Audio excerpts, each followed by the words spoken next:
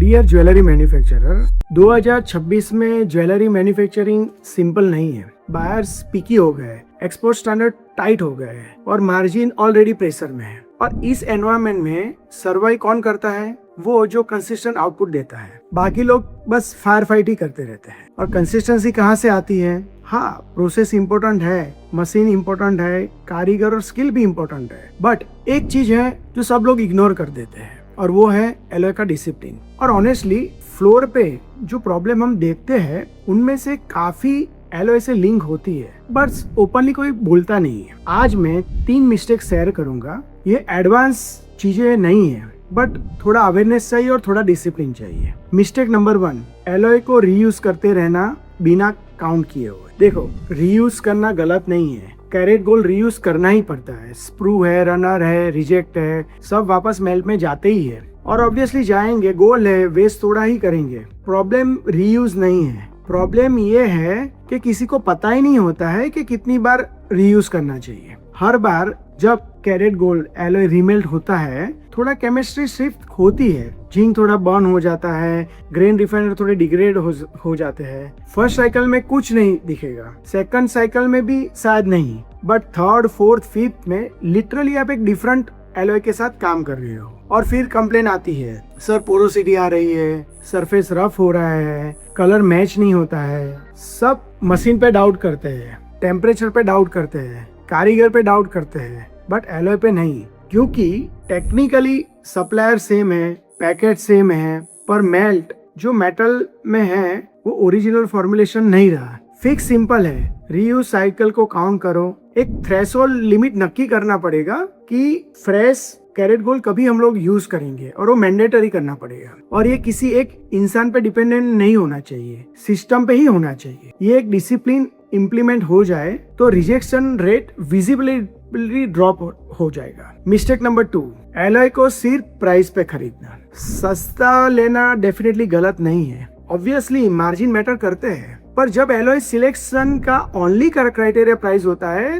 तब प्रॉब्लम वहां से स्टार्ट होती है। सप्लायर से लोग ये नहीं पूछेंगे कि कॉम्पोजिशन क्या है, बैच टू बैच वेरिएशन कितना है, ग्रेन रिफाइनर, डीऑक्सीडाइजर कौन सा यूज करते हो। 2 एलॉय सेम कैरेट के हो सकते हैं, सेम प्राइस के भी, बट उनका बिहेवियर कंप्लीटली डिफरेंट हो सकता है। एक एलॉय कास्टिंग में स्मूथ फ्लो करेगा, कंट्रोल सॉलिडिफिकेशन करेगा, टाइट ग्रेन स्ट्रक्चर रहेंगे। दूसरा एलॉय स्लाइट केमिस्ट्री डिफरेंट के साथ उसमें श्रिंकेज आ जाएगा, माइक्रो पोरोसिटी देगा, फैब्रिकेशन में क्रैक देगा। फिर आप मशीन सेटिंग एडजस्ट करते रहते हो, टेम्परेचर बढ़ाते हो, वैक्यूम चेंज करते रहते हो, प्रोसेस को ट्वीक करते रहते हो, सब करते हो एक्सेप्ट एलॉय की केमिस्ट्री वेरीफाई नहीं करते हो। आज जब सप्लायर चेंज होता रहता है सिर्फ 2-3% प्राइस के डिफरेंस के लिए, तो वेरिएशन साइकिल कभी भी नहीं रुकती। तो फिक्स क्या है? एलॉय खरीदते वक्त प्राइस एक फैक्टर डेफिनेटली होना चाहिए, पर अकेला फैक्टर ना हो। कॉम्पोजिशन सीट मंगाओ, बैच कंसिस्टेंसी पूछो,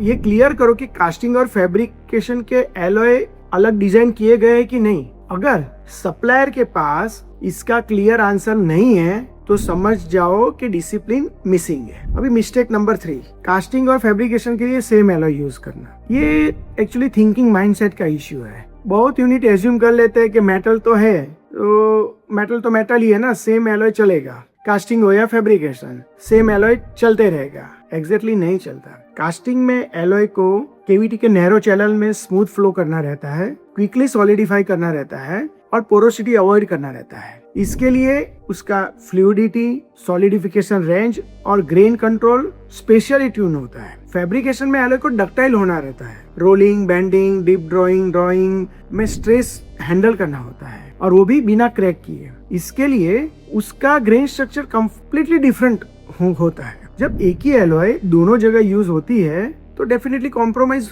दोनों जगह ही होने वाला है। कास्टिंग में फ्लो स्ट्रगल करेगा, पोरोसिटी, सिंकेट पोरोसिटी आएगी, फैब्रिकेशन में क्रैक आएगी और वो भी अनएक्सपेक्टेड जगह। और अगर रीयूज भी हो रहा है तो केमिस्ट्री और अनस्टेबल होती जाएगी। तो उसका फिक्स सिंपल है, कास्टिंग और फैब्रिकेशन के लिए डेफिनेटली स्पेशली अलग एलॉय चूज करना चाहिए। सप्लायर को क्लियरली पूछो कि ये एलॉय किस एप्लीकेशन के लिए डिजाइन किया गया है। मेटल को सेम मेटल ट्रीट करना बंद करो। अगर तुम कंसिस्टेंसी कर रहे हो तो मशीन अपग्रेड करने से पहले डेफिनेटली एलॉय का डिसिप्लिन चेक करो, क्योंकि फ्लोर पे जो साइलेंट लॉस होते हैं वो ऑफन यहीं से स्टार्ट होते हैं। तो ये 3 मिस्टेक सिंपल है। पहली, एलॉय रीयूज ट्रैक नहीं करना, केमिस्ट्री धीरे धीरे शिफ्ट होती रहती है और आप सिम्टम्स ट्रीट करते रहते हो, रूट कोज नहीं। दूसरी, एलॉय सिर्फ प्राइस पे खरीदना, कंपोजिशन और बेस्ट कंसिस्टेंसी उतनी ही इम्पोर्टेंट होती है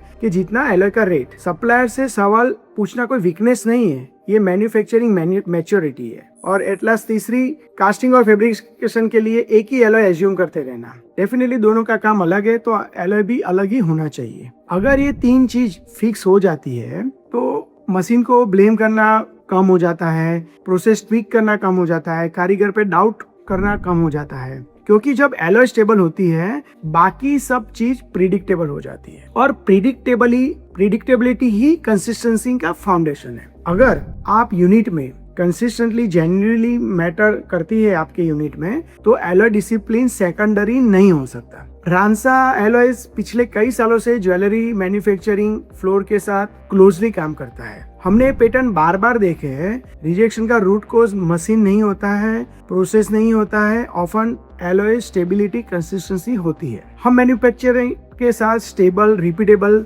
मास्टर एलॉय सिस्टम बिल्ड करते हैं। गोल सिंपल है, आउटपुट प्रिडिक्टेबल हो बैच आफ्टर बैच, क्योंकि कंसिस्टेंसी जो होती है वो एक्सीडेंट से नहीं आती है, वो इंजीनियरिंग होती है। So contact us to know more about what is the right alloy for you. Thank you.